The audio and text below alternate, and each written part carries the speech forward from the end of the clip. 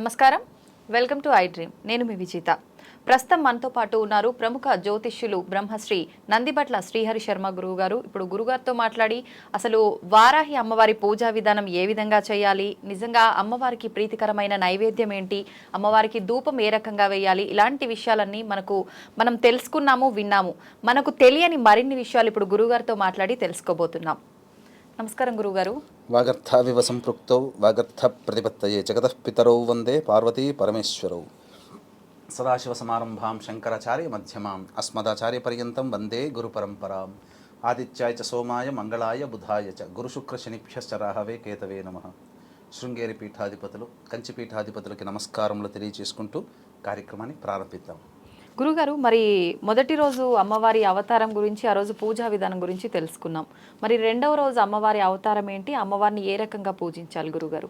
రెండవ రోజు అమ్మవారిని బృహత్వారాహి అమ్మవారి రూపంలో కొలవాలమ్మ. ఈ బృహత్వారాహి అమ్మవారి యొక్క వాహనం సింహవాహనం. ఈ అమ్మవారు ఎలా ఉంటుందంటే చేతిలో కత్తి పట్టుకొని ప్రపంచమంతా తిరుగుతూ ఉంటుందట. ఈ అమ్మవారి పరివారంలో ఖచ్చితంగా 8 మంది దేవతలు ఉంటారు. ఇక వశిష్ఠుడి ప్రకారం, వశిష్ఠ మహర్షి ప్రకారము ఈ బృహత్వారాహి అమ్మవారు మనలో ఏదో ఒక రూపంలో ఉంటుందట. అంటే మనము పిల్లలు కనబడ్డప్పుడు చూపించే ప్రేమ ఒక రకంగా, అలాగే తోటి ఉద్యోగస్తులతో ఒక రకంగా, బాస్తో ఒక రకంగా, భార్యతో లేదా భర్తతో ఒక రకంగా, స్నేహితులతో ఒక రకంగా ఎలా అయితే మనం మెలుగుతామో, అలాగే మనకు ఏ రకమైనటువంటి ఇబ్బందులు వచ్చినా ఆ రకమైనటువంటి ఇబ్బందులను తొలగించడం కోసం ఆ అమ్మవారు మనల్ని రక్షిస్తూ ఉంటుందట. ఈ బృహత్వారాహి అమ్మవారు, ఈ అమ్మవారు అసమానమైనటువంటి శక్తులు కలిగి ఉంటాయంట. విశ్వాన్ని కాపాడే శక్తులు ఈ అమ్మవారికి ఉంటాయి. కాబట్టి రెండవ రోజున అమ్మవారిని, వారాహి అమ్మవారిని బృహత్వారాహి అమ్మవారి రూపంలో, ఆ యొక్క బృహత్వారాహి అనే ధ్యానం చేసుకుంటూ వారాహి అమ్మవారి పూజ కనుక చేస్తే ఈ అమ్మవారి వలన అనేకమైనటువంటి గొప్ప గొప్ప తెలివితేటలు ఈ అమ్మవారి వలన సొంతమవుతాయట. అలాగే ఈ అమ్మవారు అన్ని రకాలైనటువంటి ప్రమాదాల నుంచి రక్షిస్తుంది. ఈ అమ్మవారికి నైవేద్యం కట్టె పొంగలి, పులిహోర నైవేద్యంగా పెట్టాలి. ఇక విశేషమైనటువంటి నైవేద్యం ఏంటయ్యానంటే అమ్మవారికి చాలా ఇష్టమైనటువంటి వస్తువులు దానిమ్మ గింజలు, చిలకడ దుంప, కందగడ్డ, విప్పపూలు, ఇలాచీ, యాలకుల పొడి, ఆవు నేతితో చేసినటువంటి నువ్వు లడ్డూలు, అలాగే పనసపండు, ఇవన్నీ కూడా అమ్మవారికి చాలా ఇష్టమట.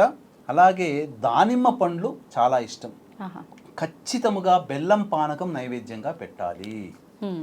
ఈ అమ్మవారికి సంబంధించి ధూపము, విశేషమైన ధూపం ఇవ్వాలమ్మ. అమ్మవారి ఇంతకుముందు చెప్పుకున్నాం కదా, ధూపం విషయంలో ఏంటా వస్తువులు అనంటే గుగ్గిలము, యాలకుల పొడి, పసుపు పొడి, తెల్ల గురివింజల పొడి, అలాగే తెల్ల జిల్లేడు పువ్వుల పొడి, మిరియాల పొడి, మిరప పొడి, శొంఠి పొడి, మైషాచి, ఈ అన్ని వస్తువులని పొడిగా చేసి బొగ్గు కుంపటిలో కనుక వేసి అమ్మవారికి ధూపం ఇస్తే ఇంట్లో నకారాత్మకమైనటువంటి శక్తులు దూరం అవుతాయి. అంటే నరదృష్టి, నరఘోష, ఎవరైనా ప్రయోగం చేసి ఉంటారు కదా మనుషుల మీద, అవన్నీ తొలగిపోతాయట.